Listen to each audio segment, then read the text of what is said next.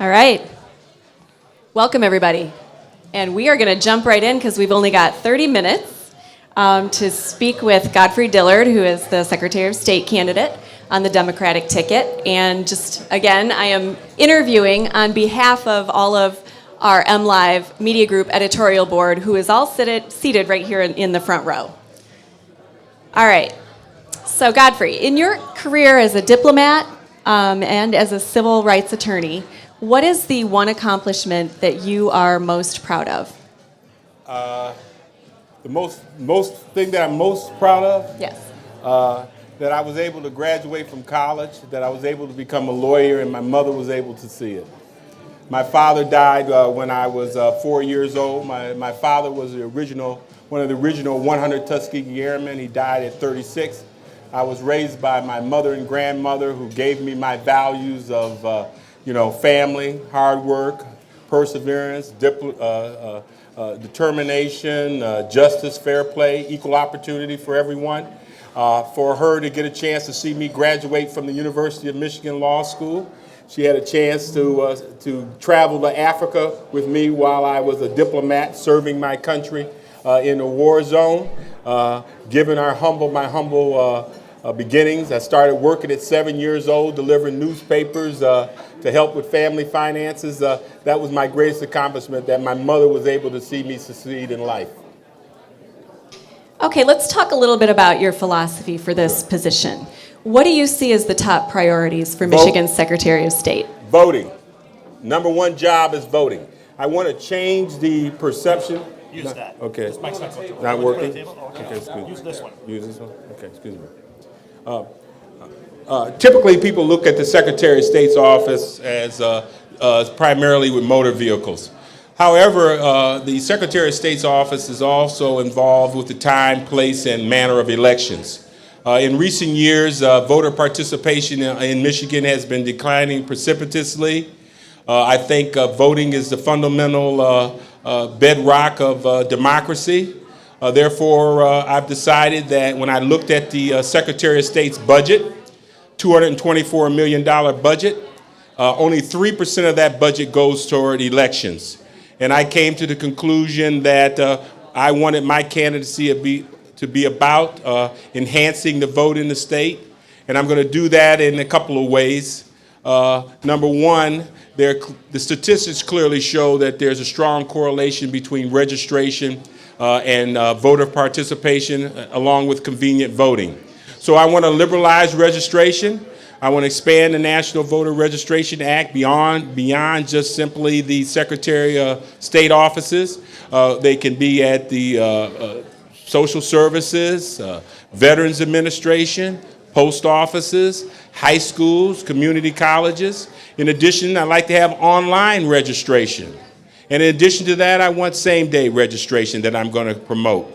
And I'm going to promote various different best practices for conveniency voting, early voting, absentee voting for no reason, expanding the number of days that people have to vote. I think that's a critical way of increasing participation.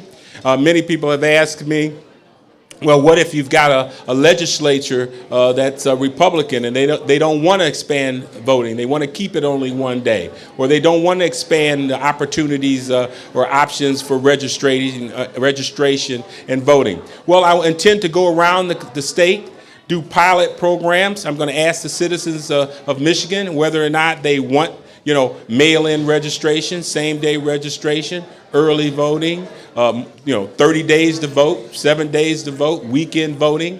And I'm going to take that evidence to the legislature and say this is what the people of Michigan want. They want more than just 1 day of voting.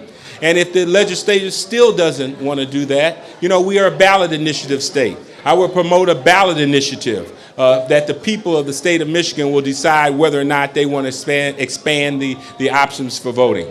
So on the subject of voting and voter participation in particular, Michigan, it ranked 10th in the nation in voter turnout in 2012, with 65.3% of eligible voters participating. Not bad, but room for improvement.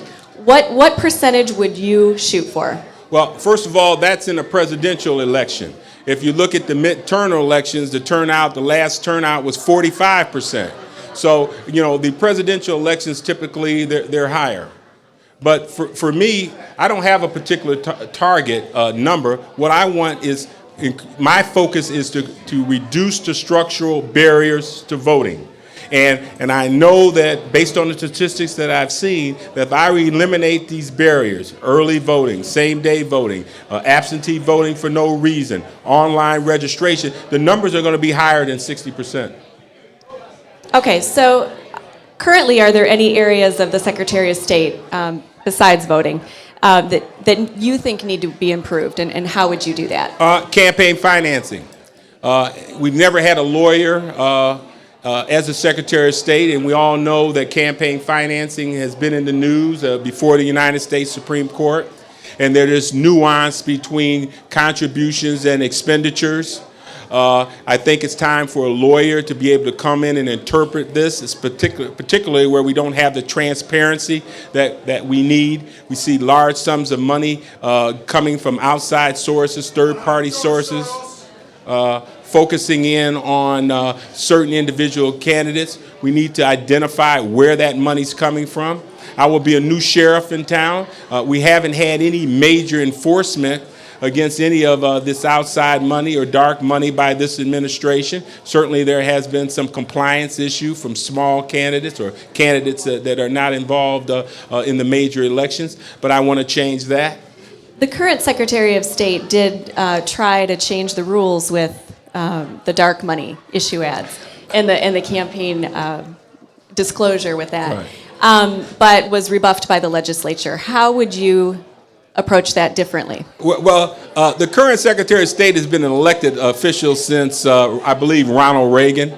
And if you go back and you look at her voting record when she was a state representative, she voted against all of this. She did not vote in favor of absentee voting for no reason. She didn't vote for more transparency and campaign financing. So I think what we're seeing is political expediency at the moment. She's now coming out in favor of more transparency. She's now coming out in favor of absentee ballot voting for no reason. But she's been in office for 4 years. Why is it now all of a sudden here in 2 or 3 weeks or in the early days of this election that she's coming out? I just think it's political expediency. Well, putting that aside, though, the issue is that she was indeed rebuffed by the legislature. So how would you work with a Republican legislature to actually get campaign disclosure laws pushed through? My technique is, first of all, I want to poll the people to see if the people are in favor for more transparency, more disclosure. And one of the things we got to remember, we're a ballot initiative state. I would push for ballot initiatives for the people of the state of Michigan to vote to have more disclosure and more transparency in campaign financing as a way of getting around a recalcitrant or a Republican-dominated legislature. Okay. Do you believe any races should be publicly funded?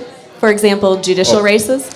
Absolutely. I certainly, not judicial races, I don't think necessarily should be publicly financed, but I certainly think that the governor's race, the Secretary of State's, the constitutionally mandated offices should be publicly financed. We have too much money that's influencing our citizens in terms of who they select for their representatives, and I think that we should find a way to give more support for public financing. A lot of great young people committed to the political process who would be excellent representatives that we need to develop for the future to be our leaders over the next 10, 15, 20 years. It's very difficult for them to come into elections at this time given the fact that they don't have the money. But if we had some public financing to get them involved so that they can run for office and become elected officials, we will be able to develop the kind of talent that we need as the years to come and not necessarily, have 50-year-old people winning all the elections. It's interesting that you said not judicial races, though, because that's the one that typically is proposed most often. Well, why do you say that? As a lawyer, I'm a little opposed to too much politicization of the judicial ranks. In a lot of ways, I think judicial races are not necessarily influenced by money as much. Maybe at the Supreme Court level that might be the case, but I think on the local levels, it's more about the lawyers who are running for office, getting out there, meeting people, practicing law in the community in which they want to serve, and then I also think it's the reality of it is that there's only going to be so much money to spread around, and we may not be able to finance necessarily the judicial races, but certainly we should find a way to publicly finance the governor, secretary of state, lieutenant governor, and attorney general races. Do you have any ideas for where that financing would come from? Well, when we pay our taxes, we're often asked, do you want to check this box to contribute X amount of dollars to political candidates? I think that's one way of doing it. When you pay your state Michigan income tax, or you pay a local city tax, those folks who want to contribute in that manner could certainly have that added on to their income taxes as a way of financing public financing of elections. Okay. Some Michigan counties post a lot of election information on their websites, while others have hardly any at all. Do you see that as a problem? And if so, what would you do? Yeah, this administration kind of has a hands-off kind of approach. I sit up in Lansing, I run the Secretary of State's office, but I'm going to let local control. I'm going to let the local clerks run elections. I'm going to let the local clerks be in control of voting and the like. In principle, that sounds good. But, different communities have different financial challenges. You may be in a poor, not poor, but economically challenged community where that clerk doesn't have the money to buy the kinds of machines that they need, or they don't have the kind of money necessary to train their local polling. For me, as a Secretary of State, I want to lead by example. I want to visit every 131 offices of the Secretary of State. I want to visit every 83 counties. I want to go in and make sure that each and every county clerk in those 83 counties has the financial resources, whether it's training, money, machines, to deliver the service that the people of Michigan want and desire. So I'm going to be, some people might not like this, but I'm going to be a hands-on Secretary of State, not someone that delegates it off and leaves it to the whim of the local clerk, who may or may not be able to deliver the kind of services that the community expects for financial reasons. How would you deal with any pushback that you get from the local clerks who are used to dealing with their domain the way they want to? Well, I don't expect pushback on that area, because I'm coming in as a team player with them. I'm coming in to say that I'm going to help you. I'm going to give you resources. I'm going to give you training. I want you to do a better job than you have done. So I don't think it's necessarily going to be an adversarial situation. It depends on how I come in and the approach that I take. And what I'm saying is that we're all in this together. We're a team. As the leader of the Secretary of State's office, as your leader, a policy maker, and the like, I'm the one that wants to help you. So I don't see it as an adversarial relationship, and I certainly think that they're going to welcome. Every clerk that I've ever talked to, it says that they don't have enough funds. They don't have enough funds for recounts. And a lot of these elections turn on 1%. And under the current administration, the cost of recounts are left to the local clerk. So those are the kinds of things that I want to address. When you have all of these elections turning on 1 or 2%, and challengers saying we need a recount, and then they're in their budget, they have to spend thousands of dollars to do that. I want to give them some help. All right, let's talk about the actual running of the Secretary of State office. Sure. And the local offices. What do you think needs to be improved to make sure that each Secretary of State office is running efficiently for the visiting public? Well, we've got to improve the quality of service. That's the bottom line.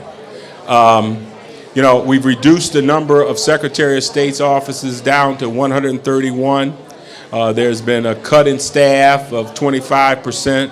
I know in some major metropolitan areas like Detroit, southwest area of Detroit, even out in Oakland County, West Bloomfield, when you go into the Secretary of State's office, you're getting lines, you're getting parking tickets, you're getting uncooperative employees. And I know my opponent has talked about the so-called SOS, but the bottom line, that's just a pilot program. That's something that she's just unveiled in the last several weeks. I think it's only in about 8 or 9 or 10 locations. She's had 4 years to improve the quality of service at the Secretary of State's office. And in a lot of ways, I think it's just political expediency. And let me also say, I don't think that technology is the panacea for the Secretary of State's office. If you even look at their budget, $224 million budget, 75% of it is allocated for person-to-person service. Only approximately 13% of it goes for technology output, and only 3% for elections. So in the long, it may be a short-term solution. Not everybody has the internet. Not everybody has smartphones. This so-called SOS program where she says you can call in and get a number, and so that when your number is called, you can step right up in line. Well, that may work sometimes, may not work at other times. Someone in retail, you know, I have to go to the Secretary of State's office during my lunch period. The fact that I get my number is called at 2 o'clock doesn't mean that I can go over to the Secretary of State's office at 2 o'clock or 3 o'clock in the afternoon. So there's problems with security, the data security aspect. So there's a lot of problems with technology. I certainly support technology, but as I said, not everybody is technology literate. Not everybody has smartphones. Not everybody has internet. Our older citizens are not necessarily comfortable with it. We certainly are going to use technology, but ultimately it's person-to-person service. And my solution is the regional center concept that's going around the country right now. In a major metropolitan area like Oakland County, Macomb County, Wayne County, you have 2 major regional centers. It's kind of the mall concept. When you go in, you have 30 or 40 employees. You have 3 or 4 lines for senior citizens, 3 or 4 lines for the physically challenged, 3 or 4 lines for those who have language challenges, and then you have other lines for title transfer, license plates, and driver license renewal. Person comes in, they direct you to where you are supposed to go. People get in, get out, free parking. It's like a mall. You actually build the structure. You have free parking outside. People get in, get out. This is not rocket science, you know. There's more than one way to skin a cat. And what I'm saying, this idea that we need the mom and pop storefront type Secretary of State's offices located in a strip mall somewhere where when you walk in, you have crowded situations, not enough bathrooms, inadequate parking. That's not how you improve quality of service. And just putting a kiosk in there, that doesn't solve it either for the reasons that I've already enunciated. So in the long run, we need to do it like other states are doing it. We need to increase the options for improving service and not just rely upon this mom and pop storefront type approach to delivering services at the Secretary of State's office. So it sounds like you're describing the supercenter concept. Yes. And currently there are several supercenters across the state in the most populous areas. So how would yours differ from what exists?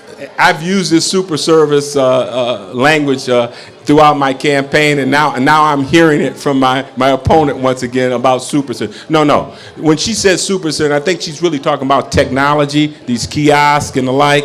You know, what I've talked about is a large structure, free parking outside, 30 or 40 lines, dedicated lines for certain services and certain classes of people, and that is not what you're seeing in Michigan. It certainly doesn't exist in Detroit. If you go down to Cadillac Place, that's not what you see. If you go into Southwest Detroit, that's not what you see. You don't see that in West Bloomfield. So that's not the super center that I'm talking about. I'm talking about, as I said, and I'm starting to use the word a regional center, 2 of them in each major, at least in the major counties, that people that locate them close to the courthouses where people can take the bus or those who have to walk or take other means of transportation can easily find them. So no, her concept of super centers is not identical to mine. In fact, it's the exact opposite. She's just saying, oh, you can go into one of these mom and pop Secretary of State's office and have a kiosk up there, and that's a super center. Okay. A key tenet of your platform is reducing driver registration fees. Yes. On your campaign Sure. website. However, these fees fund Michigan roads, which Sure. are already in dire straits. Sure. How would you suggest Michigan pay for road improvements if these fees are reduced? Well, first of all, the principal source for road funding is the legislature. Okay, it's not the Secretary of State's office. That it's certainly true that some of the funds and fees go to roads, but there is an appropriation from the from the legislature for roads. That's the principal way in which we fund road repair. And even based on the fees we've got now, as you can see, our roads are not in very good shape. So, but what I'm talking about, there's other best practices out here. As I've talked about for voting, there's some best practices out here. Take, for example, why do we base the fees on weight versus value? Lots of states base it on value. That doesn't mean that the overall revenues goes down. It's just a redistribution of who pays what. Those folks that are economically challenged, or families that are economically challenged, or individuals that are economically challenged. Take, for example, right now, those cars before 1984 pay based on weight. That means that often those economically challenged folks, families, and individuals often driving older cars are paying a higher rate than what they should, in my opinion. That value of that car has dropped, and therefore I think the fee should drop. And conversely, those more well-off driving Cadillacs, these large SUVs and the like, the value of those vehicles, certainly we can take a look at the weight, which is what it's based on, right? The weight aspect of it. But ultimately, I think the value should be risen in that area such that the revenues don't drop, but we redistribute who pays what for fees. Because I think we do. We've got the highest unemployment rate in the nation. Our state has been impacted by globalization probably more so than any other state in America. And what I'm saying is, I want to take a close look at fees, and I'd like to give some of our economically challenged families and individuals a break. And if they're driving an older car, a 1984 car, or maybe it should be 1990, maybe 1995, it should be based on the value of the car as opposed to weight. But keep in mind, I understand now that post-1984 cars is based on value, not weight. But I want to redistribute that. I want to focus that these challenged groups get a break. How much are you talking about reducing those driver registration fees? Well, take, for example, what they do in Texas, and this is another option. Texas says when you do your license plate, we'll give you a discount if you pay for 2 or 3 years at one time. Instead of just paying for 1 year, they'll say if you buy a license plate for 2 or 3 years, we'll reduce that 5 or 10%. Those are kinds of small breaks that we should be able to give to our citizens. So there's options. I'm not talking about 50, 60% cut, but a 5%, a 10% cut can make a difference for a lot of families. Grand Rapids Mayor George Hartwell has said, he's actually called it an injustice, that young undocumented immigrants cannot get Michigan driver's licenses. What's your view on this? Well, the law says that they can't get driver's license. Do you think they should be able to? Well, that's an immigration issue. In my view, right now, the law says that you have to be a citizen of the United States in order to get a driver's license. We've got a lot of security issues involved in that. As we think back on 9/11, a lot of what happened on 9/11 was tied to driver's license. I certainly think that we got to be very careful in that area. But I'm not at this point prepared to say that we should get undocumented immigrants driver's license. Let's talk about driver safety for just a minute. Do you think that more should be done to ensure that teenage and elderly drivers are not a threat to themselves or others on the road?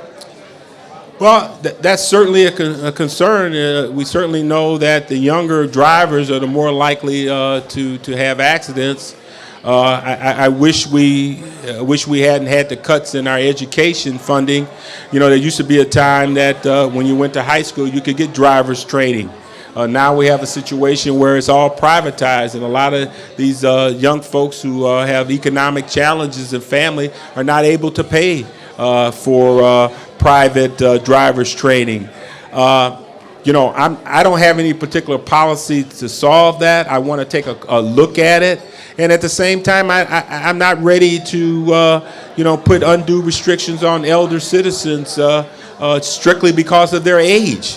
I mean, there's certainly some folks who are of a certain age have certain physical challenges, maybe even have some mental challenges. But I'm not ready to put a blanket across the board ruling that if you're over 70 years old, you can't drive, or if you're over 70 years old, you only can drive from 8 o'clock to 5 o'clock in the afternoon. I'm not ready to do that.